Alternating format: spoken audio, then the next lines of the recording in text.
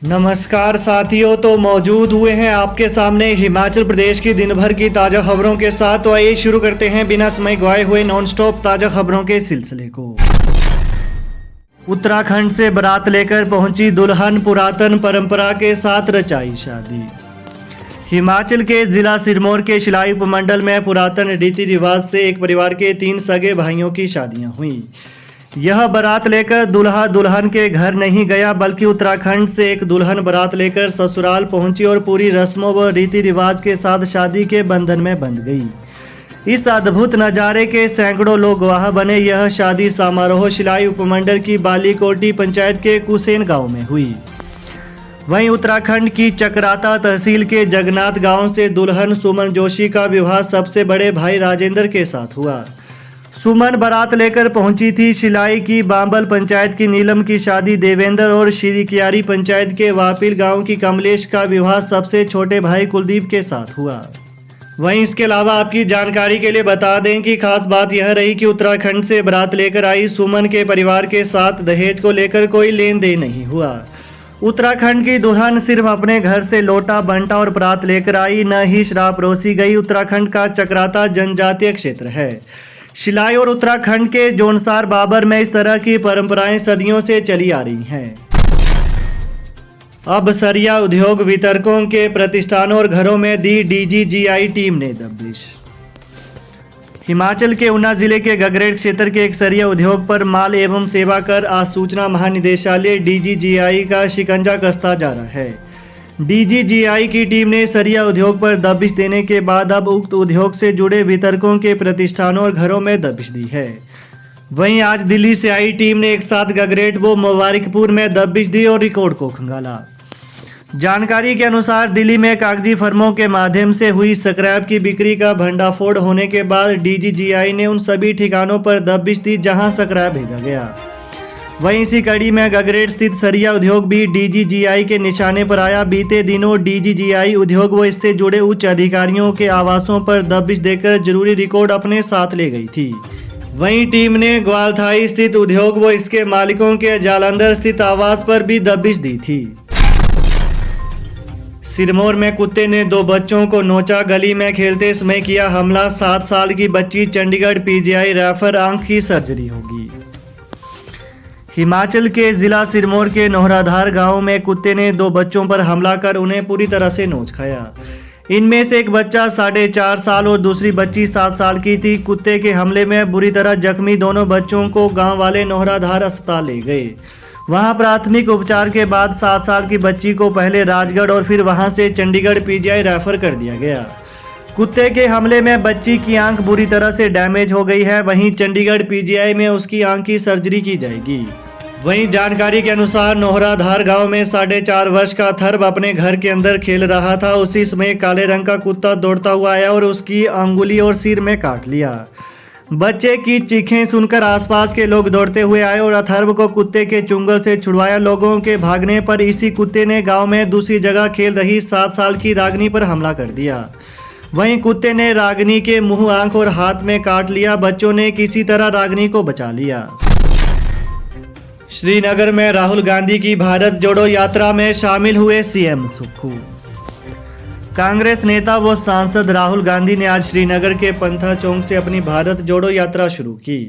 इसके बाद भारत जोड़ो यात्रा लाल चौक पहुंची, जहां राहुल गांधी ने राष्ट्रीय ध्वज फहराया। यात्रा के अंतिम पड़ाव में मुख्यमंत्री ठाकुर सुखविंदर सिंह सुक्खू भी मौजूद रहे। वहीं इससे पहले भी वो 3 से 4 बार यात्रा में शामिल हो चुके हैं। दूसरी ओर मुख्यमंत्री के साथ ही अखिल भारतीय कांग्रेस कमेटी के सचिव अनिरुद्ध सिंह और राजेश धर्माणी के साथ ही सीएम के प्रधान सलाहकार व पार्टी के राष्ट्रीय संयुक्त सचिव गोकुल बुटेल भी मौजूद रहे। वहीं राहुल गांधी की भारत जोड़ो यात्रा का आज एक तरह से समापन हो गया है और अब कल राहुल गांधी एमए रोड स्थित पार्टी मुख्यालय में तिरंगा फहराएंगे। इस मौके पर मुख्यमंत्री के साथ ही कांग्रेस प्रदेश अध्यक्ष प्रतिभा सिंह भी मौजूद रहेंगी। ट्रक की टक्कर से बाइक सवार की मौत, 2 बच्चों के सिर से उठा पिता का साया। चंडीगढ़ देहरादून नेशनल हाईवे 7 पर एक तेज रफ्तार ट्रक ने बाइक सवार को टक्कर मार दी। इस हादसे में बाइक सवार की मौत हो गई। जानकारी के अनुसार सुल्तान मोहम्मद 44 वर्षीय पुत्र यामिन अली निवास गांव क्यारदा डाकघर मिश्रवाल तिरुपति मेडिकेयर कंपनी में काम करता था। वहीं पिछले कल देर रात वो कंपनी से छुट्टी होने के बाद बाइक पर पाउंटा साहिब की तरफ जा रहा था। इस दौरान मालवा कॉटन कंपनी के पास तेज रफ्तार में आए एक अज्ञात ट्रक ने बाइक को टक्कर मार दी। इससे सुल्तान मोहम्मद सड़क पर गिरकर गंभीर रूप से घायल हो गया। वहीं हादसे के बाद ट्रक चालक मौके से फरार हो गया। हादसे के बाद आसपास के लोगों ने घायल को तुरंत सिविल अस्पताल पहुंचाया, जहां चिकित्सकों ने उसे मृत घोषित कर दिया।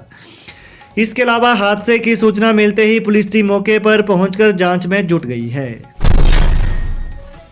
सालों से डटे कर्मी अफसर रडार पर सीएम सुक्खू के निर्देश, मलाईदार पदों पर लंबे समय से एक जगह बैठे लोगों की रिपोर्ट भिजवाएं।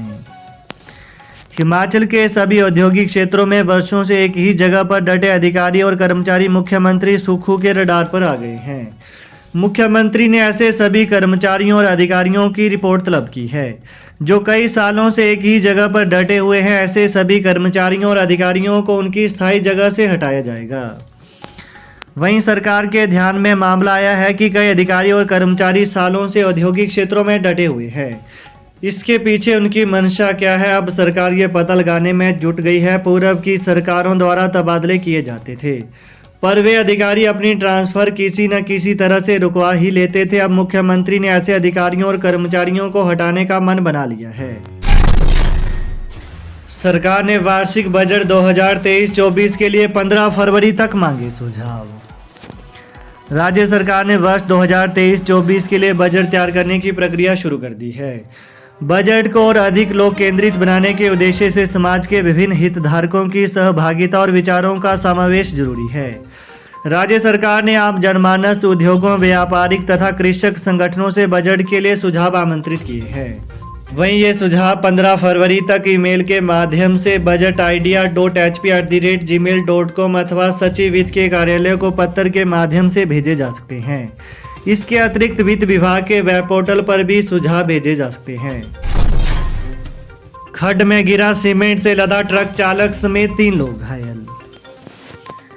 हिमाचल प्रदेश में भोटा से हमीरपुर की तरफ सीमेंट लेकर आ रहा एक ट्रक अनियंत्रित होकर यहां गोसोती खड्ड में जा गिरा।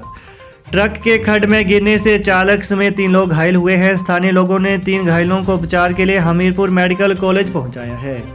वहीं जहां तीनों का उपचार चल रहा है, सूचना मिलने के बाद पुलिस भी मौके पर पहुंच गई है। पुलिस हादसे के कारणों की जांच कर रही है।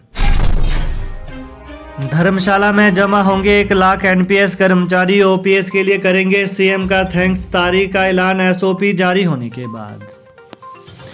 हिमाचल में ओल्ड पेंशन स्कीम ओपीएस लागू करने के लिए मुख्यमंत्री सुखविंदर सिंह सुक्खू और राज्य सरकार का धन्यवाद के लिए न्यू पेंशन स्कीम एनपीएस कर्मचारी महासंघ का समारोह धर्मशाला में होगा।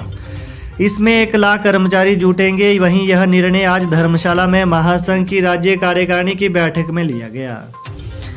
इसके अतिरिक्त महासंघ के प्रदेश अध्यक्ष प्रदीप ठाकुर ने बताया कि आभार समारोह के लिए संगठन ने धर्मशाला पुलिस ग्राउंड को चुना है।